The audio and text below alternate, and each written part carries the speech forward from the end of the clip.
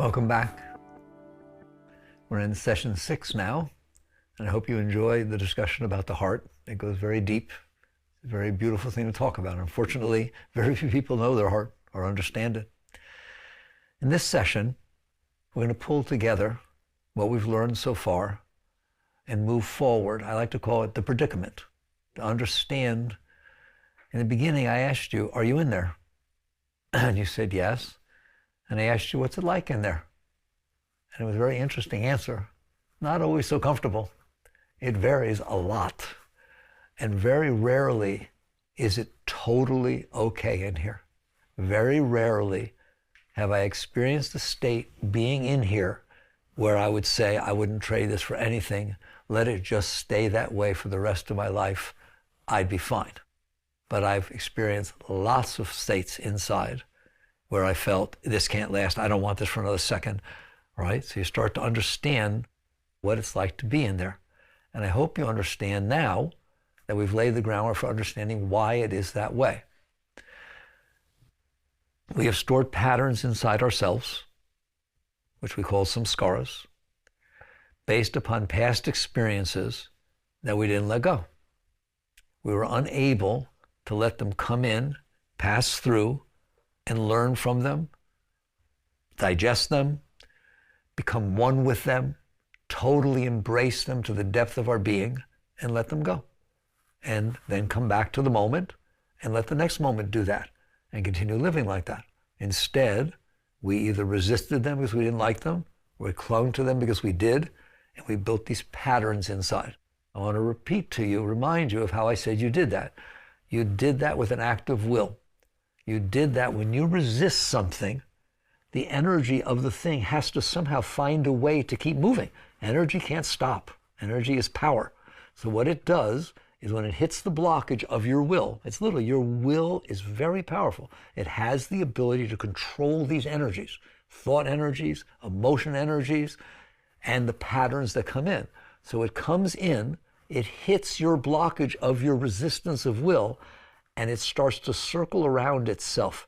That's the only way that energy can stay in one place.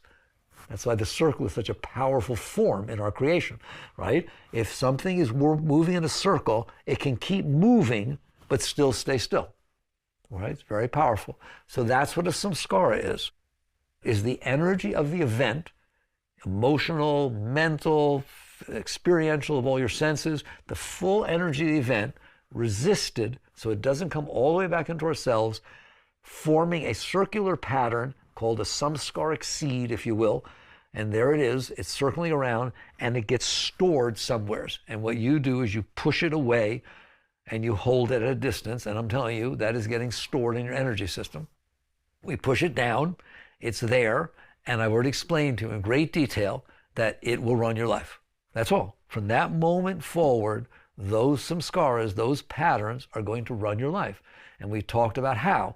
Because one, they're going to come up by themselves. So even if I put you in a room by yourself, forget the outside world. I don't need the outside world. I'll put you in a room by yourself, you'll suffer. Why? I did 30 years of prison work. Some of you know that, right?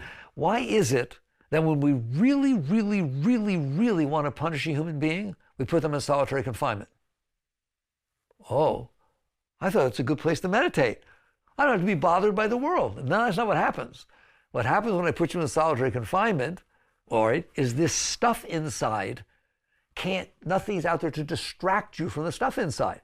So all this stuff starts coming up in your mind, and you start living in the living hell that you are actually carrying on inside of you, that you're trying to avoid by going to a wife, or trying to avoid by having a boyfriend, but trying to avoid by keep moving, keep it moving, keep changing, distract me, all right? Distract me from myself. That is what you're doing out here, is distracting you from yourself. And most people can't be alone.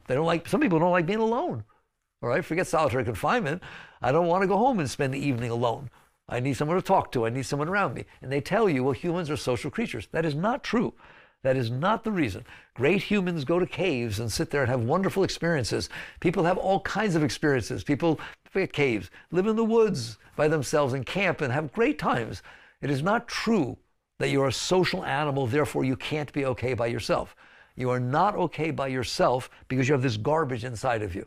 I assure you, the moment you don't have that garbage inside of you, you will love when they leave you alone. Because what you're going to have is a beautiful experience flowing inside of you. But very few people know that. Very few people have bothered to work through their stuff to experience the beauty that is the nature of their own being. They're beautiful. You're a beautiful being. But we're coming back to the predicament. The predicament is this stuff is in there. The predicament is, even if I leave you alone, it's going to come by itself. So you don't want to be left alone. You want to interact with the world because it distracts you from yourself. All right? The world is going to come in, and what it's going to do is hit your stuff because it reminds you of stuff. Remember, it's a Rorschach test. So your stuff will keep coming up as you're stimulated by different conversations, different people, different things that happen in the world around you. So the only solution you end up with, because you're very intelligent, I've told you, your mind is brilliant. You go to your brilliant mind and you say, oh mind, Guruji, oh master of the universe, how do I be okay? Because I just painted a predicament for you where it's not so much fun in there because of this stuff you stored inside. And so your mind does its work. I discussed this with you earlier, but we're going to go deeper into it. The mind starts this dastardly deed of imagining. It's called imagining. You're making something up, playing make-believe. What if this person wasn't like that? What if this person didn't say that to me or open the door for me or stopped opening the door for me? I'm a woman's lib. I can handle myself. What does he think of me, right? Whatever it is, you start making up things inside your head. What if I had a job that I could be the boss or people would have to listen to me instead of me listening to people? I feel better about things then, right? What if I was the best person in the class and I got all the A's and so I don't have to worry about not being smart enough? I could prove to them how smart. Your mind just starts making up all this stuff. All right? It makes up situations that when your samskaras feel them, they feel right. So it's literally making up situations based on your samskaras. Do you understand that? Based on this, what if, when I was young, I didn't get the bicycle I wanted, right? Well, I've always wanted, I like bikes, and what if I had my own bike? What if I opened a bike shop? And all of a sudden, the inspiration for you opening a bike shop is this garbage you stored inside of you. Do you understand that? And so everything that is going on, either you're trying to match the stuff that you stored inside because it feels better, or you're trying to do the opposite, rebel, the opposite of the stuff inside so that it doesn't tend to touch it. Either way, whether you're for or against, that's samskaras running your life. Do you understand that? All right? And that is what is going on with everybody. So now you have an understanding of what I call the predicament. That's the predicament. Do you understand it? Do you see it? That's where you find yourself. And if you are not careful, you will find yourself there for the rest of your life. That's what everybody else does. I'm in here. It's not okay in here. It's freaky. I'm scared. I'm insecure. Why do people worry? Right? I've analyzed this in great detail. I've looked at it. There's only 2 reasons people worry. I'm like psychic. I don't even know you. Hi. I know why you worry. You either worry that you're not going to get what you want or that you're going to get what you don't want. You don't worry you're going to get what you want. You don't worry that you're not going to get what you don't want. You worry that you're not going to get what you want, and you worry that you're going to get what you don't want. Do you understand that? Your husband's going to leave you, your kid's going to get sick, right? I'm not going to be able to go on the vacation. These are what you worry about, okay? You're going to spend your life worrying. And then your solution to worrying is to make sure it doesn't happen. So you're now further and further and further away from the truth. You're out there working on 6 layers away from yourself, right? Because the truth is it's happening in here. The discomfort, the samskaras, the patterns are happening in here. You're deciding that I need to do things outside that stop them from being the mess that got generated inside. You're trying to solve your inner problem with outer things. And that's the main point I want to spend some time talking about here, right? That's it. The only way you know how to solve your problems inside is to change people, places, and things outside. That's it. I'm not comfortable here. I'm moving. Why are you moving? I'm not happy here anymore. Oh, what in the world does moving have to do with you being happy here anymore? Because the truth of the matter is you're not happy inside. Go move her. She won't be happy there too in a short period of time, right? All it will do is distract you for a while because it's new. Definitely newness can distract you. Plus you have this thing called hope, which is what? If I could move up north where there's more intelligent people, my kind of people, and I'm probably going to meet somebody, right? Then all of a sudden an opportunity comes up for you to change jobs and move up north. You are the happiest person for a few weeks. I have such hope that what I want to happen is going to happen. All right? I've told people, and they don't like this at all. I can't believe I'm going to tell you this. Hope is not a spiritual thing. Hope means, I hope someday I'll get what I want. That's what hope means. I hope someday it'll be better. There is a state inside of you where you are filled with love. You're filled with joy. You're filled with bliss. You're going to call it ever new joy. It's not a joy you get tired of. It's this constant upward new experience of beauty. There's no hope. What's the hope? Hope means I don't have it. I hope someday I get it, right? Same thing with your dreams. People think dreams are spiritual. Dreams are not spiritual. Dreams mean someday I'll get what I want. I'm dreaming that someday what I want will happen, right? You're still trying to use the outside to solve the problem you're having inside. Thank God there is a solution to the problem you're having inside, but it is not outside. It's an inner problem. Therefore, it's only solved inside. But nobody will pay attention to that. So everybody thinks the new job will do it. Everybody thinks the new relationship will do it. Everybody thinks more money will do it. Everybody thinks the facelift will do it. Whatever it is, right? Every one of those things that you are out there doing is because your mind has decided, I'm not okay, and if this happens, I'll be okay. Do you understand that? That's what your dreams and your hopes and your aspirations and all that different stuff you're doing is, it starts with, I'm not okay. Because if you were okay, you wouldn't be doing that. Okay? You'd be sitting there enjoying the beauty of the experience you're having. It doesn't mean nothing will happen. We're going to talk about that later. Nobody's saying you don't interact with the world, but you don't interact with the world as a solution to your inner problem. Why? Because your problem is inside. Your problem is not outside.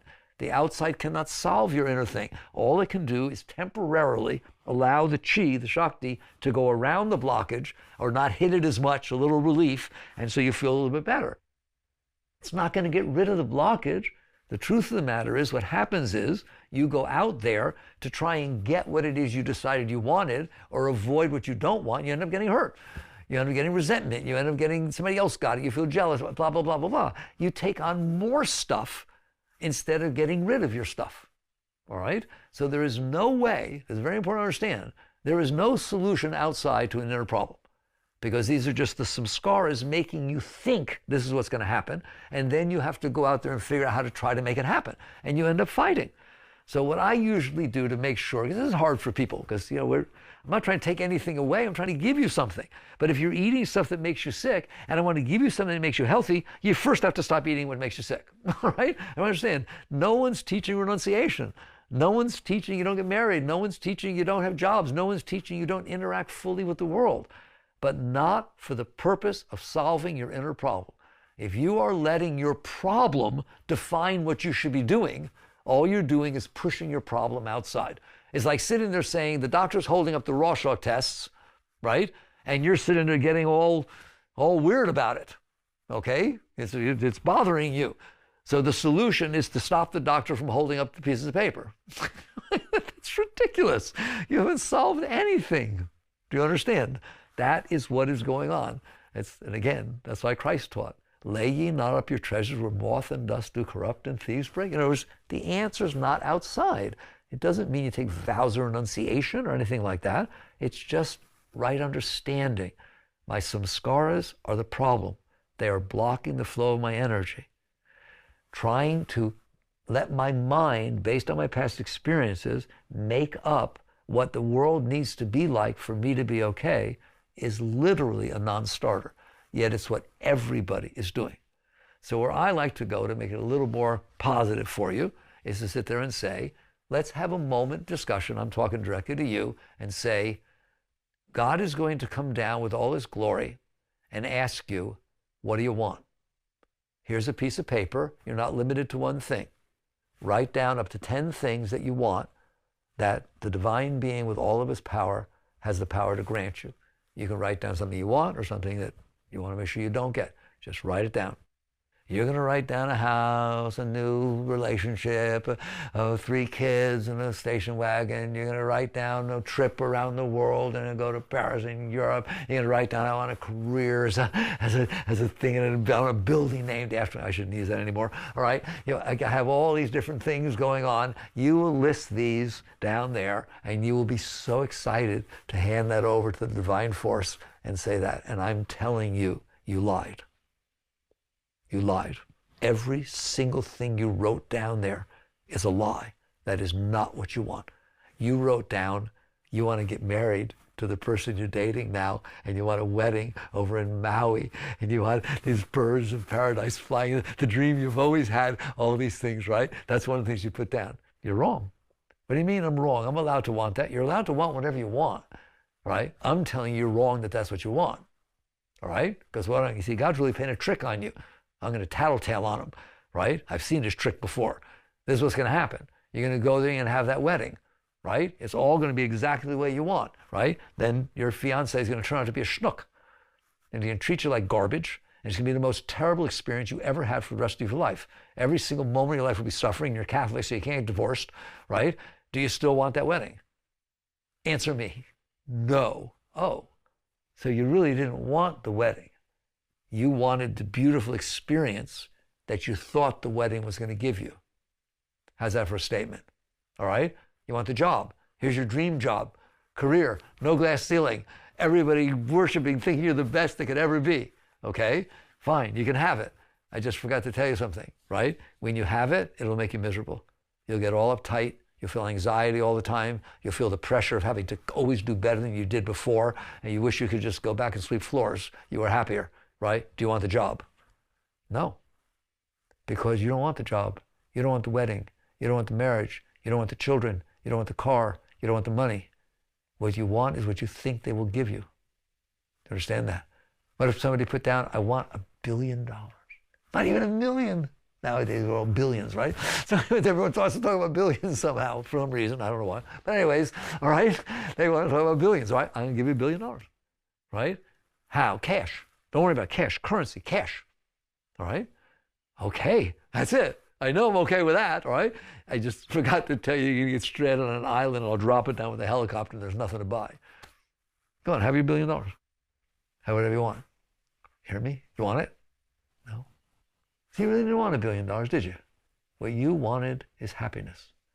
What you wanted was a sense of joy. What you wanted was a sense inside of you of beauty, of upliftment, of constant well-being at the highest you ever felt, right or wrong. What if God offered you that? Would you erase the rest of your list? You would erase it so fast. Do you hear me? So what you've done is allowed your samskaras to define what you think will make you feel happy, right? It doesn't. There are lots of people that have what you wrote down. They're not happy. There are lots of married people. Go have a talk. You understand that? Lots of people have kids. Answer whether it became the beginning and end of their whole life. Now I'm in samadhi. I don't need anything anymore. It's the end of, right? There's nothing you ever experienced that you didn't need more. Ever. Do you understand that? For your entire life, you've been doing this. Saying, if I get this, I'll be okay. And if I don't have to get that, I'll be okay. Your whole life, every minute, there's been a list, hasn't there? Well, when are you going to wake up and realize it doesn't work? If you've been doing something every minute your entire life, wow, you guys are dull. It obviously doesn't work. Of course it doesn't work, because you're asking for the wrong thing. Why not just go directly to the root and say, what I want is to feel joy. What I want is to feel love. What I want is to feel complete well-being, as high as I've ever felt before, going on all the time and getting better every day. How's that for a list? I think we'll hand that one in. That's spirituality. You have just defined yoga. You have just defined spirituality. Isn't that neat? Stop for a second, right? Everything else is worldliness. There's nothing wrong. I don't like the word worldly. He's a worldly person. It's not saying that. It means you think the answer is in the world. You think the answer is what's unfolding in front of you. I need to change that, then I'll be okay. It's not that that's wrong. You're not going to go to hell. You'll live in hell, but you don't have to go to hell, right? It's not a punishment because you did that. It's that it doesn't work. And I'm hoping from this class you can understand it can't work. It can't work. You're just trying to find something outside that matches your temporary major samskara at this moment. I guarantee you, the moment you get married, getting married will not be your major desire. By definition. It'll be having children. It'll be getting a better job. It'll be getting a new car. It'll be fixing the house up. Do you understand that? Right? Because you already got married. Right? So getting married can't be your number one hit parade. But you put it down number one hit parade. It's that we're being so ignorant, we're not paying attention. All right? Things outside cannot solve the problem that you have inside that's making you think the thing outside will do it. All it can do is make you desire, reach for, etc. And so basically you wake up and you get to the point, and I hope this course has helped you, where you take a breath and you say, that's right, I want to feel love. Not I want someone to love. Not I want someone to love me. I want to feel love. I want to feel love, a lot of love, all the time. How about unconditional love? Not conditional love. I want to feel love for no reason. Mayor Baba, the great master, yogic master, said, love must spring spontaneously from within. It cannot be coerced, and it cannot be dependent upon anything. That's what love is. Otherwise, you have a temporary situation that is matching your patterns, and it will not keep matching them. There's no way. You got lots of patterns in there. You hear me? And plus, that other person has lots of patterns in there. Caught on yet? We're playing a funny dance here as they go through changes. You go through change. In fact, every single day they go to work, they're different than when they come home. Why? They had more experiences. Somebody yelled at them. They're different when they come home than if somebody was nice to them, right or wrong. Right? Now, all of a sudden, you have hung the state of your being on the state of somebody else's being. You had enough trouble with yourself. You understand that? Now, you had all your samskaras, now you have his. You understand that? If he goes through moods there, he starts hitting your stuff, right? This is not what is supposed to be happening. But that doesn't mean you don't have relationships. I have to tell you that because you get scared, right? There are beautiful relationships, beautiful, and they last forever. And they get more and more beautiful all the time, right? But they are not samskaric relationships. They are not relationships that are about us matching our problems. Not relationships about us trying to play that. They are what we call unconditional love. So it is not hard to convince people that what they are looking for is an unconditional state of well-being, period. It's not based on anything. It's not dependent on anything. It's just a total well-being. Right? Is there such a thing as getting that? Yes. Yes. There is not such a thing as getting that by seeking things outside. There is such a thing as getting that by what? It's obvious. Let go of the blockages. That's it. If you don't have the blockages, they won't do this stuff that we're talking about. You won't have these blockages. You will hear a bird sing, and I hope some of you heard it sing when I was talking about love. That was kind of exciting. All of a sudden, this beautiful bird practically came in the temple singing of love. So we let it, all right? So basically, what you will see is that everything blows you away. I talked to you about that. If you are willing to experience the moment that's unfolding, you have this opportunity to be blown away by everything. And your energy flow will participate in it because it's not busy trying to participate in something else. Okay? So if you come up to talk to me and I have something going, and we all have something going. I'm looking for a friend. I'm looking for a wife. I'm looking for money. I'm looking for a good meal. I'm looking to make sure nobody criticizes me. Whatever it is, I'm personal. I have presented to you a personal package, right? I'm looking for something or looking to avoid something. Then I can't interact with you. I'm interacting with me.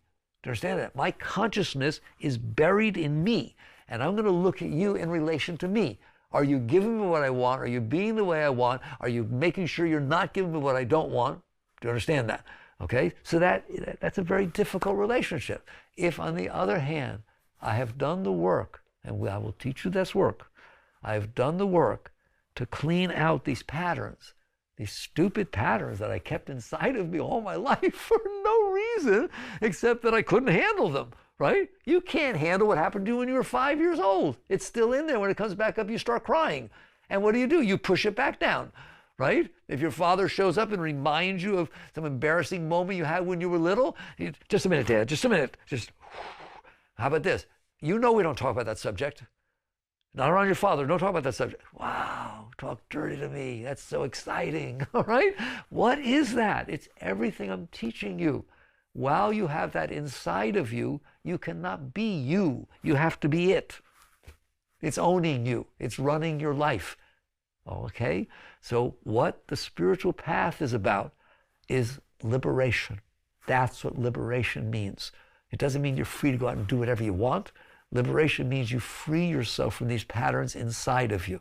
Therefore, you free yourself to be okay. You free yourself to be open all the time. You free yourself to enjoy the moment that's unfolding in front of you instead of defining the moment that has to be unfolding in front of you for you to enjoy it. Can I repeat that? All right? You enjoy the moment that's unfolding in front of you. Why? Because it's unfolding in front of me. It's coming in and touching me. It's like a breeze that's touching my being. Why? Because it's not hitting my stuff. Why? Because I got rid of my stuff. All right, to a greater or lesser extent, all right? But any you get rid of is worth it.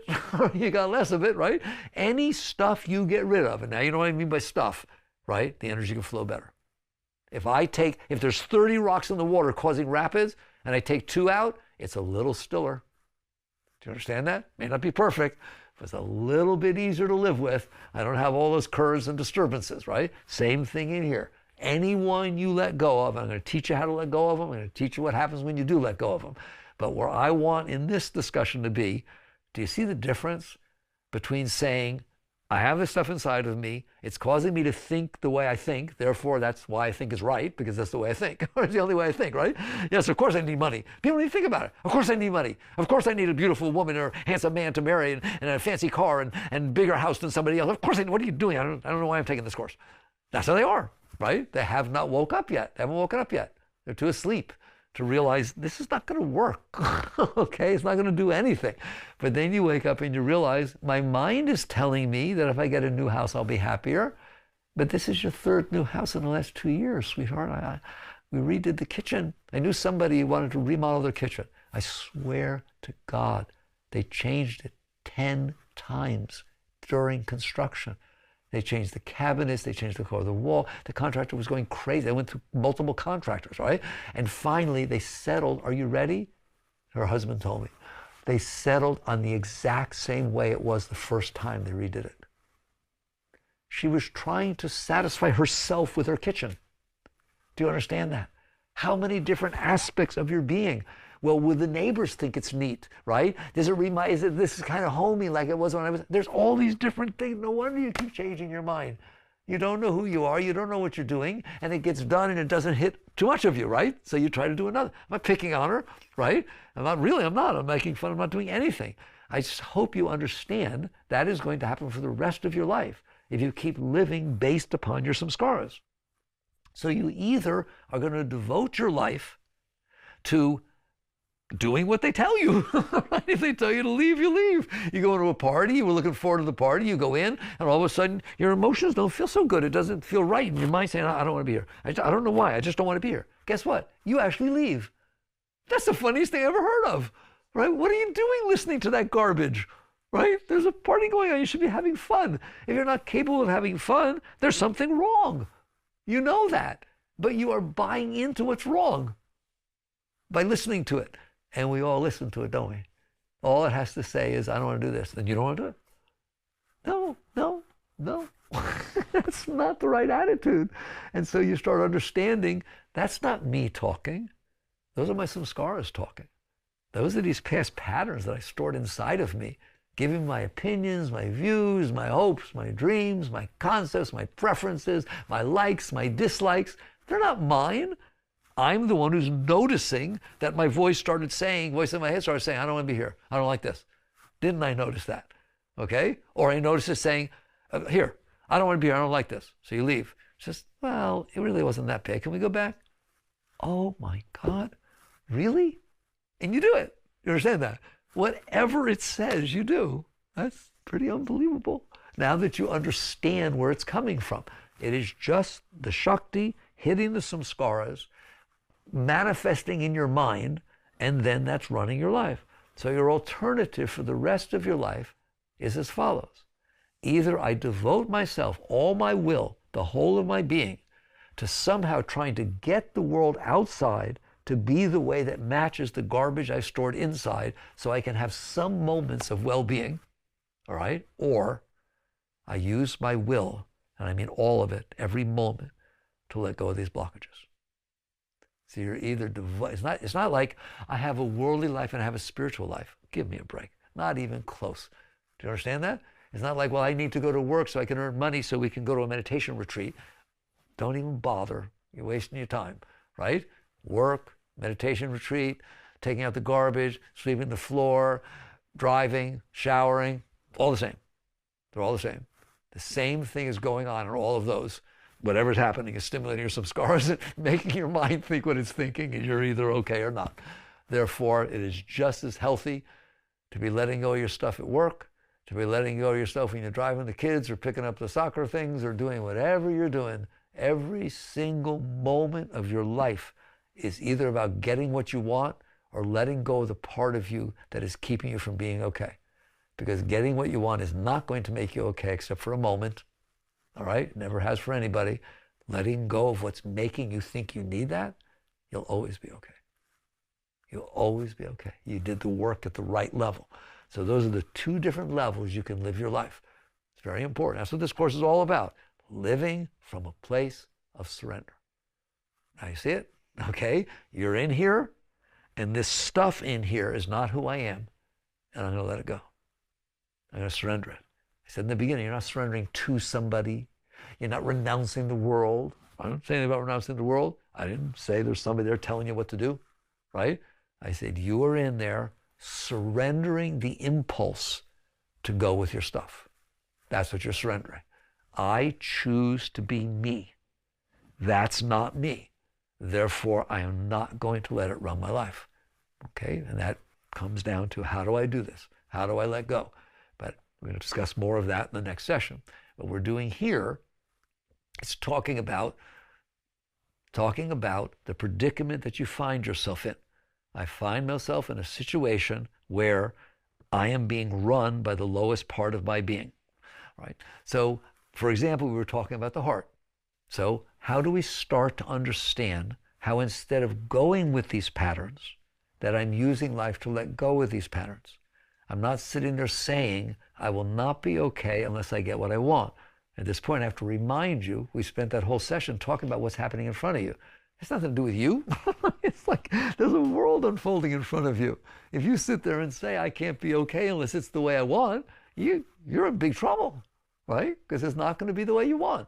So we come back and we take the second path, which is the path of spirituality, which says, I want to be okay. I'm not renouncing being okay. I want you to have the joy that you think you're going to get from having a perfect wedding. I want you to have the joy that you get from intimate moments. I want you to have the joy you get from having a new house. But I want you to get the joy itself. Then go have a new house, because then it won't disappoint you. Once you already have the joy, you understand that? Then it's fun. Everything's fun. You don't need anything from it. It reaches a natural, not I'm renouncing. It's a natural state of, I am not here meeting you because I need something from you or I'm afraid of something. I'm meeting you because you're here.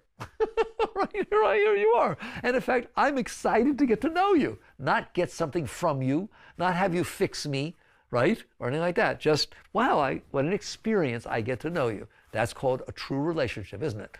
Right? I'm having a relationship with you, not with me. Okay? So you come to the point where you realize, and this is the whole rest of our sessions are going to be on this, that I understand, I see clearly that it is not going to work to have this stuff stored inside of me, have it determine how I think about what needs to happen or not happen, build an entire model of how the world needs to be for me to be okay, and go out there and fight with everybody and everything to make it be that way. The alternative life is very simple. Let go of this stuff. How do you do that? Well, let's come back to the heart. So you have a heart, and it does these different things we were talking about. For example, what should be my relationship with my heart? Be grateful you have one. That's your starting place. You don't want to not have a heart. A heart is like an orchestra. You ever watch a movie without the score? It's dead. It doesn't have any juice to it, right? Your heart, when something happens, plays the orchestra, doesn't it? It gives this richness. It sends up these vibrations of love or fear or something like, oh my God, it's really strong, isn't it? Okay? And it plays many, many different instruments, and it gives richness to your life. That's why God gave you a heart. It wasn't a punishment. It wasn't like some obstacle. It was this beautiful, just like I said, your mind. What you do with your mind is destructive, but your mind is beautiful. You can use it to go anywhere, to learn and expand, and it goes beyond your senses. Your heart is beautiful. Everyone's heart is beautiful. You have a human heart. That human heart is just like the human mind. It can play notes that are so extreme from one end to another. It can go from absolute ecstasy to deep pain and sorrow, can't it? What's wrong with that? That's what I want to talk to you about. And we're starting to get into how to live this life. What's wrong with the fact that you were given a heart that can play all the octaves of emotions, can go from one extreme to the other, that can raise you to the highest where you feel like the angel's wings are flapping inside your heart and bring you down to the core of dark, heavy energy? All of that is what your heart's capable of doing, is it not? Have you noticed it can do that? The trouble is you're not okay with that. You're not okay with the fact that you were given this gift that is able to have such a range. What an amazing range it has. Actors don't have that. Actors and actresses, they wish they had that range, right? Your heart has that range. What spirituality is about is, instead of being afraid of your heart, instead of suppressing your heart, instead of shoving stuff away in your heart, or again, trying to cling to it, it's saying to your heart, thank you. Thank you for this gift of this beautiful expression that you do inside of me. And what you're going to find out is you can't do that. That there are vibrations that your heart is capable of making that you're not capable of experiencing. How's that? Okay?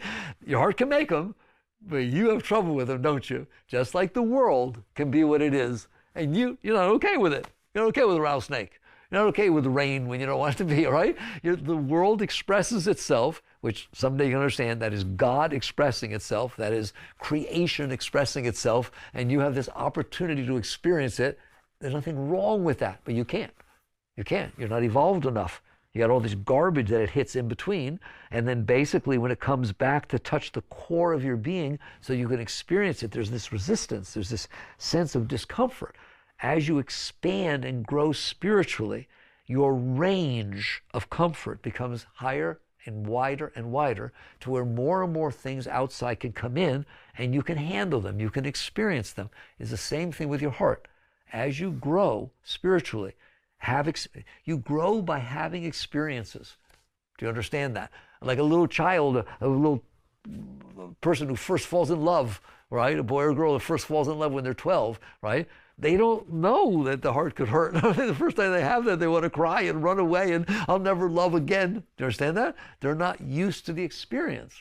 Somebody who becomes mature enough that they've had this experience various times, the mother says, sweetheart, it's okay. Believe me, your heart will hurt plenty of times. It's not a unique experience. You'll get used to it, right? There's nothing wrong with that. In other words, I can handle disappointment. I can handle these different things my heart goes through. Somebody dies. You feel a sense of loss. That is beautiful.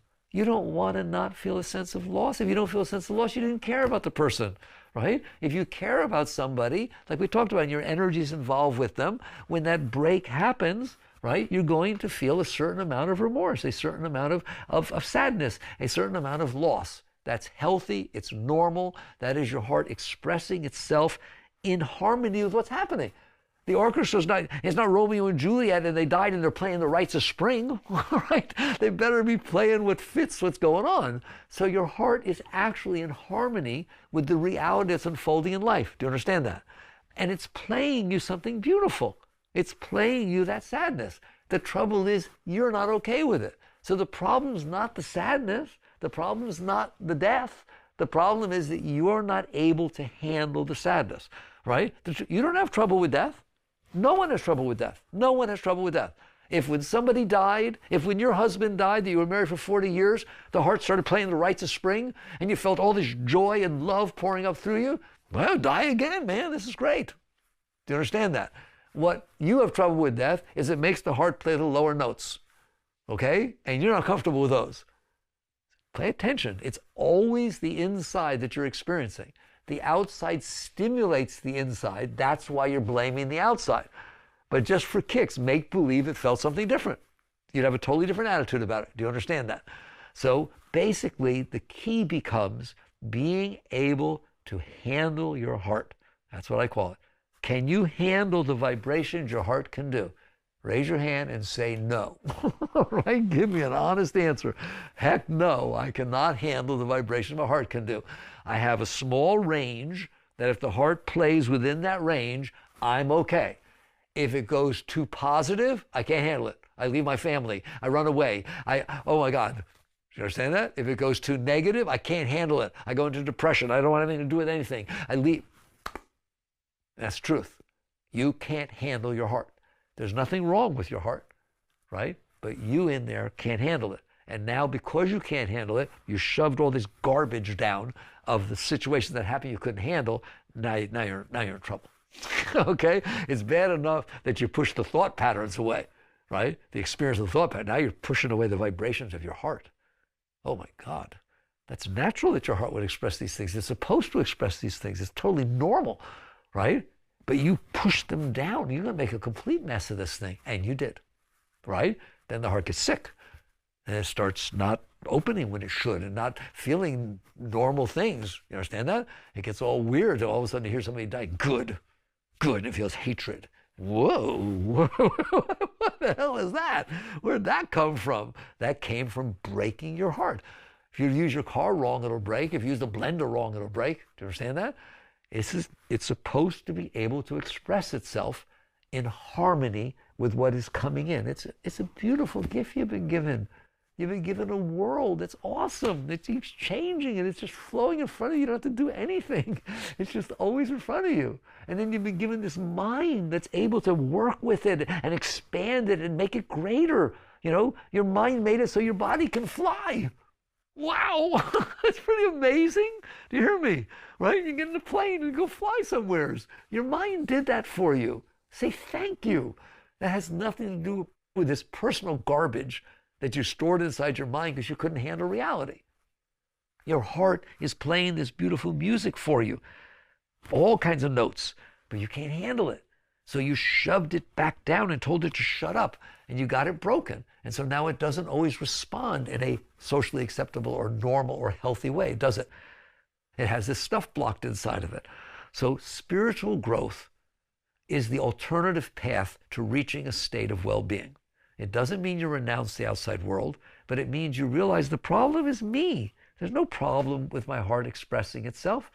What is wrong? I always tell everybody, when somebody dies, the heart feels a certain way, doesn't it? There's a music, a particular score of music that somebody wrote, and I'll tell you who in a second, that completely harmonizes, externally expresses the vibration you feel inside. It goes like this.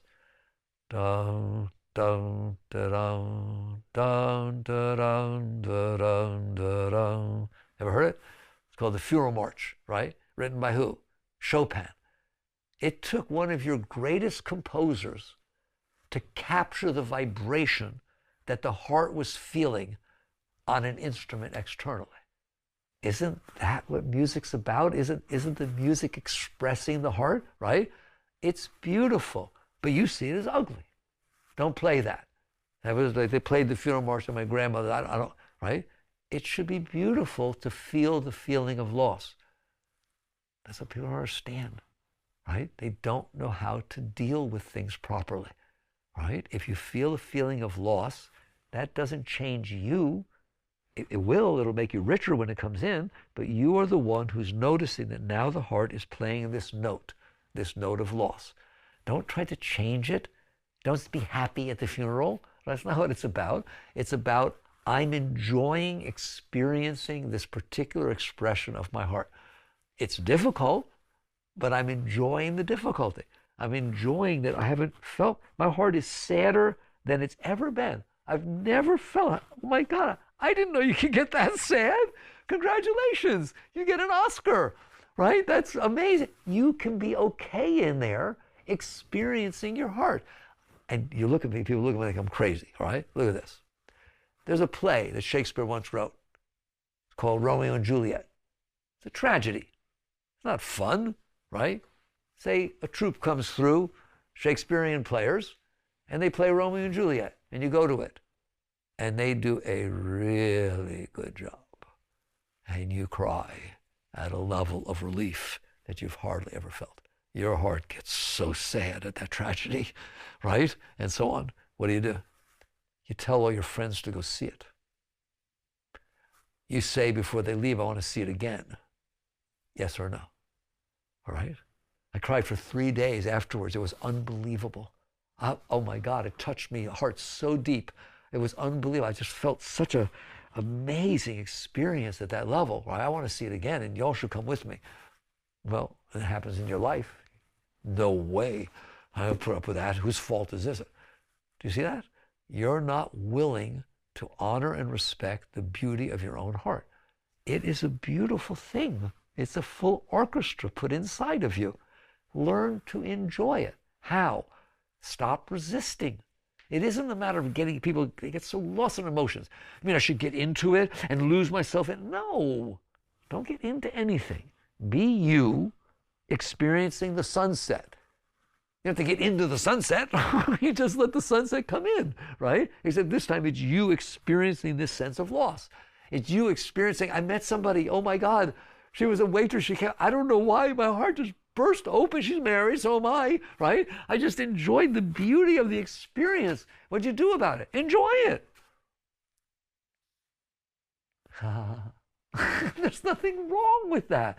But people, either they suppress it because they don't like it or it's not appropriate, whatever the heck it is. Then I'm telling you, when you suppress something, you are asking for big trouble. When you use your will to push away the naturalness of your mind and the naturalness of your heart, even though they're disturbed now, because you got them all messed up with these samskaras. So your mind's natural isn't so healthy.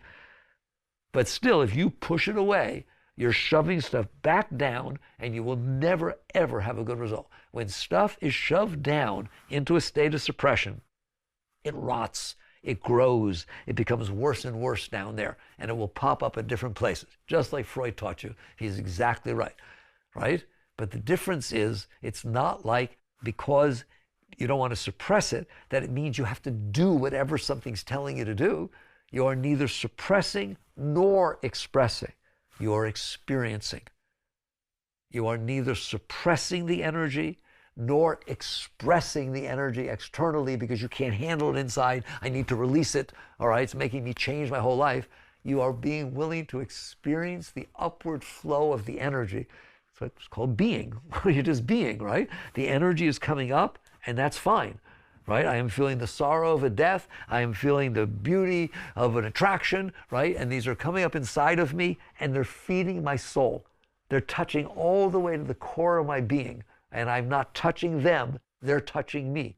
There's nothing to do about it. It's a gift that God gave you, right? The fact that the mind can think of things, the fact that not the samskaric things, that's when you messed it up, but the fact that your mind can see something and then create all this beauty from it, right? And then you make it manifest outside. That's beautiful.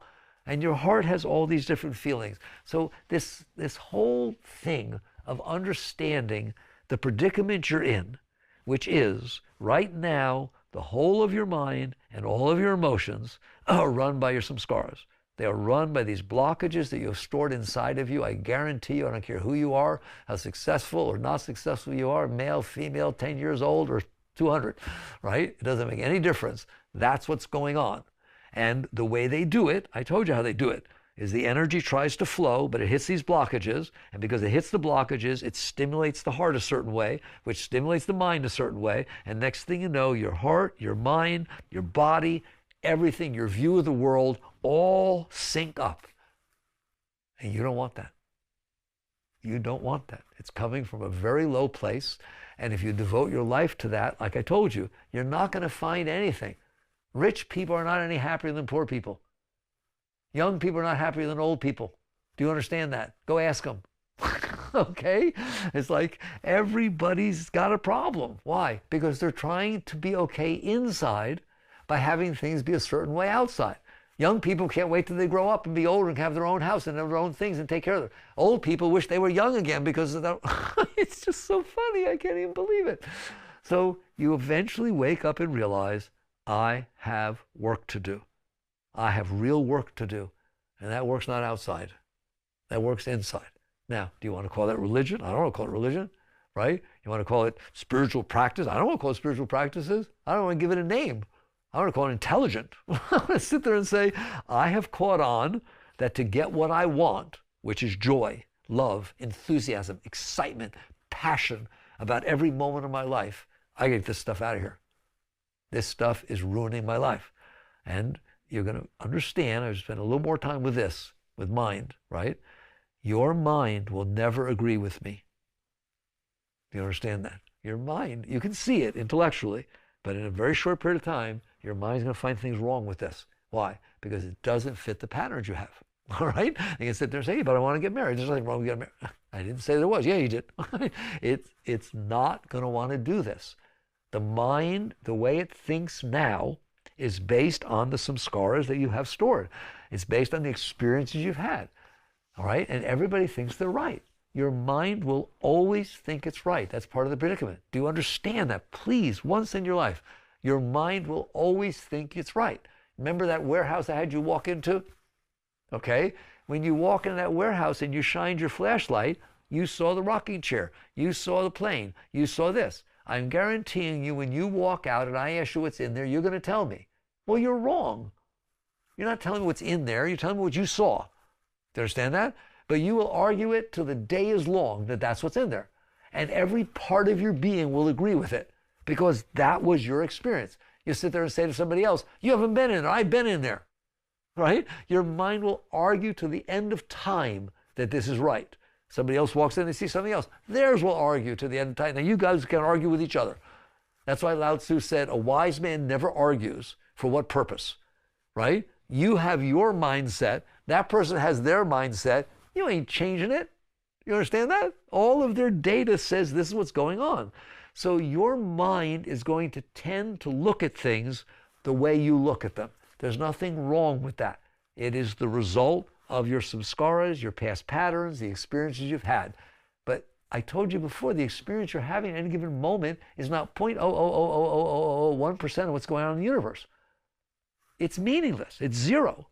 So if you have a whole bunch of zero experiences, they add up to zero, right? But we're not willing to look at that. So I hope by now we've worked so deeply into this stuff and you realize it's not going to take you anywhere. Looking at it from your point of view, from what you think you want, what you think is right, what you think should happen, is a non-starter. You're going to go out there and fight with the world and you will never be okay. So what spirituality does, what the deep teachings do, is they say, just for a moment, just to catch your breath, look at the world out there and realize it took 13.8 billion years for the moment to get in front of you. Accept that. Honor that. Surrender to that. What does that mean? It means begin by saying, yes, there it is. That's what's in front of me. I'm not asking you not to do anything, but you have to start by surrendering your resistance, surrendering that you want something else to happen. And you're starting saying, this is what's there. It's obvious it is, isn't it? Right? Then that's what's there. And let go of all this other stuff that comes up that's based upon your stored stuff. Then what's going to happen is your mind is going to get stimulated by what happened out there and start talking about, do I like it? Do I not like it? Do I want it? What do I get from it? Blah, blah. Don't listen. I'm taking you a long way now. What do you mean? Why would you listen to that?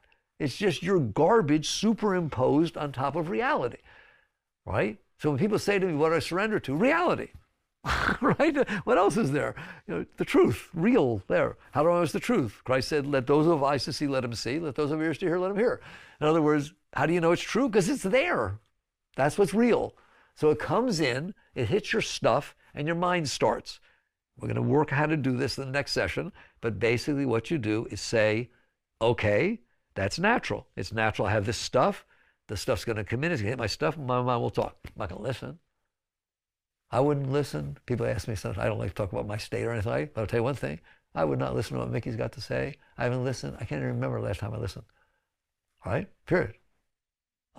It's not that he doesn't know what he's talking about. He thinks he knows what he's talking about. All right? But he doesn't know anything except for the data that he's collected. And I know absolutely that every moment I'm collecting data, there's 800 billion things going on I ain't collecting.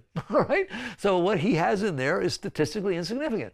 It doesn't make any difference. So I'm not interested. But then people say, well, how will you be happy? Not by that. Not by listening to him. I'll tell you that right now.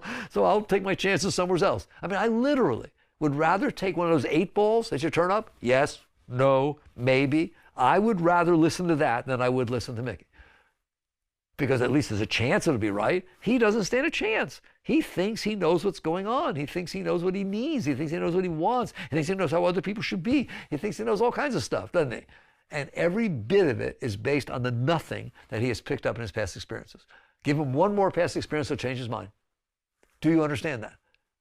It's ridiculous, right? And he'll change his mind, and he wouldn't even say, look, you changed your mind. Why did I listen to you? He'll just keep going. It's so funny. Your mind is wrong all the time, but you keep listening to it. So a wise person doesn't renounce the world. They honor the reality that's unfolding in front of them. A wise person doesn't renounce the use of their mind. They just don't listen to the personal mind because it doesn't know anything. It's not going to solve your problems. It's not that it's wrong what it's saying. It's just that it doesn't work. And now we get down to the heart. A wise person allows the heart to freely express itself and does not get lost in it. Some people say follow the heart. I would not follow Mickey's heart for all the money in the world. There is a higher heart that I follow, but I would not follow that samskaric heart, the one that opens and closes, the one that's so sensitive to everything that somebody says. Do you understand that? That is just the result of these patterns that I've stored inside. There is a deeper place. I told you that. Once you get past the middle of the fourth chakra, there's a deeper heart. It doesn't change ever. It's a constant flow, this beautiful hum of beautiful energy. All it does is sometimes it goes into waves where you can't even drive, you can't do it, it just waves over you and then settles back into this beautiful peace that passes all understanding. What does that mean, the peace that passes all understanding? The peace that you can't explain why it's there. That's why it passes all understanding. The peace you have because something happened, well, that's understandable. I got what I wanted, I felt peace. I didn't have to go to jail, I felt good. You understand that? That's that peace that is understandable. It's the peace that comes over you and stays there for no reason, completely unconditionally. That is what your higher heart has to offer you. But as far as your personal heart, which everybody's following, either they're following their mind or they made it to their personal heart and they think they're great, right? You understand that? They think that's deep. That I'm paying attention to my personal heart. That's deeper than just listening to my mind, right? It is, but it's not deep, okay? And so how do you let go of the personal heart? You understand that the heart needs to express itself. If anything needs to express itself, it's your heart. Do you understand that? That's what your heart does. It expresses itself. And hopefully its expression is free, so it's in harmony with what's reality. When your heart's in harmony with reality and your mind's in harmony with reality, now the real spiritual states happen. Yes, that's the Tao. That's what Lao Tzu meant by the Tao. All of it is in harmony. All of it is in oneness, right? The emotions are playing in accordance to what's happening outside. If there's anything for you to contribute mentally to what's happening outside, intellectually, not personally, but intellectually, you're doing so. And there's just this moment-to-moment beautiful interaction and exchange of reality and everything inside of you that matches that. So this is real spirituality. But we don't live like that. And the reason we don't live like that, and that's what we're going to put it for this session, is because we don't stand a chance living like that. Why? We can't handle our heart. The moment the heart does something that is not comfortable, I'm out of there, right? Or I'm in my mind. My mind thinking about I'm going to be out of here soon. Am I not going to leave right now? Right or wrong, right? The minute somebody hurts you, that heart hurts, that mind's going to take care of you, isn't it? Right? He thinks he can get away with it. He's not getting away with this. I won't say anything right now because it's not right, but there's not, and your heart feels a little bit better because you allowed the expression of the disturbance of your heart to be covered by the mind. Right? The mind is a place the soul goes to hide from the heart. The alternative is to take on this work that says, if you can't handle your heart, you can't handle life. Because life is going to touch your heart. And it's supposed to. You understand that? You need to learn to handle your heart. How do you do that? You practice. Just like you learn to play the piano. Just like you learn anything else. Right? We're going to have a whole session on that a little bit later. Basically, you come to the point where you say, all I want from you at this point is that you understand what I'm talking about. That you're not willing to run around like a chicken with your head cut off, running after these patterns that are going on in your mind and in your heart that you can't handle. You're literally letting your life be run by the lowest part of your being. Okay? And you're completely committed to it. So instead, you start to work your way out. And you say, things are going to happen, and they're going to hit my heart. And my heart is going to feel a certain way. And I'm going to be okay with that. It's very different than when people say, I need to get into the emotion. I need to bury my... No, no, no, no, no, no. You need to be you. Always. The answer is always truth. The truth is you are the experiencer experiencing the experience. Be that. Well, I can't. I don't like what the heart's doing. Then learn to relax. Learn to handle it. Learn to do what you need to do to say to the heart, right? You can talk to your heart. I want you to talk to your heart. I want you to say to your heart, I'm sorry. I'm sorry. What have I done to you? I haven't let you express yourself. What if you had a child and you didn't let them say what they needed to say? You didn't let them do anything. You just kept trying to make them be what you wanted them to be. That would be a sick child. You understand that? You better apologize. That's what you've done to your heart. And so the heart's a thing. It's a real thing in the universe. And you look at it and you say, I am sorry. You tried to express yourself from my earliest years and I couldn't handle it. So I slapped you around, or I pushed you down, and I made you try to feel certain ways or not to feel at all. I am not going to do that anymore. When you have a feeling, I'm going to learn to relax, to be present, and to give as much room as I can to let that pass through. And you're going to find out if somebody dies a certain period of time where you feel a sense of loss. It'll pass. The heart doesn't play the same note all the time. It has lots of notes to play, right? But if you don't let it express itself, it will be suppressed and it will cause tremendous problems inside of you. So this stage where we are in our class, in our course, is, I called it the predicament. I'm asking you, do you understand the predicament? Do you see it clearly that if you don't do something about this, it's just going to keep going and you will never ever find what you're capable of, because you're capable of real greatness. And I want you to have that greatness. Your mind is way more intelligent than anything you've ever experienced, because the majority of your mind is wasted on this personal garbage. Your heart is capable of playing music that is so beautiful and so rich that you can just sit down and experience the beauty of your heart. And it will play way more higher notes when you stop complaining about everything. As you work this stuff through, it becomes so beautiful in there. I'll try to talk about it later, but it's almost difficult to talk about. Because people think, I can only feel good if I feel bad. It's all relative. It's not relative. You're a beautiful being. You're a being of great love, great light, great inspiration. You are made in the image of God, literally. The God that created the whole universe is going on inside of you, but you will let it, okay? So basically, that's where we've gotten, is we understand the predicament, and we understand that we have a world outside. It has its way of expressing itself based on 13.8 billion years of creation.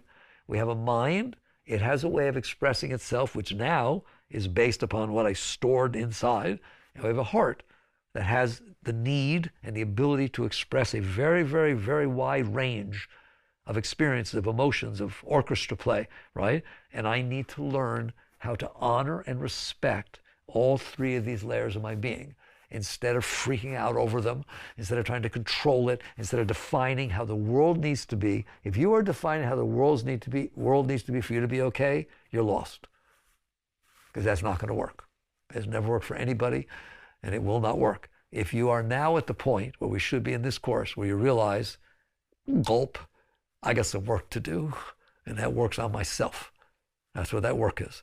I need to learn how to release these things that I've been storing inside and not store anymore, so that the energy flows are free to open up inside of me and fill me with this beauty. Thank you. I look forward to seeing you in session 7.